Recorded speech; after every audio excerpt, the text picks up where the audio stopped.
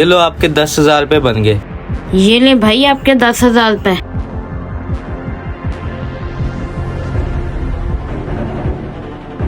यार हमजा, ये तो मेडिकल स्टोर से निकलकर 7 बार घर चली गई है। चल इसके पीछे चलते हैं। बाबा उठे, दवाई ले लें।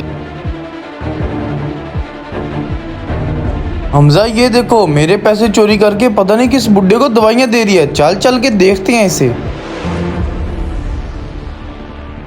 हमें भी तो खिलाओ ना गोली। अरे भाई आप। हाँ हाँ मैं ही हूँ। शुक्र है तूने मुझे पहचान तो लिया। और ऐसा कर, जो तूने मेरे पैसे चोरी किए हैं वो वापस कर मुझे। हाँ हाँ पैसा निकाल, तेरी वजह से आज इसने मुझ पर शक किया।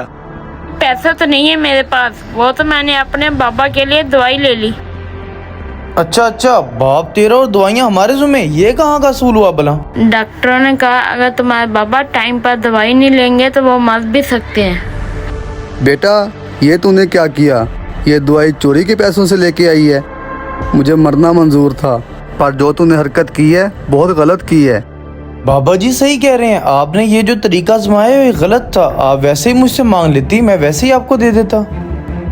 अगर मैं आपसे मांगती तो आपने क्या देना था? 10-20 रुपए, और मेरा मजाक अलग से बनाना था।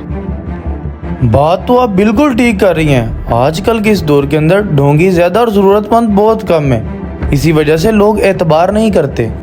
हमारा माशरा भी उन लोगों की वजह से ही बदनाम हो गया है। अब मैंने आपको देख लिया, वाकई में ही जरूरतमंद है। आज के बाद आपके वालिद साहब की तमाम दवाइयों का खर्चा मेरे जुम्मे है।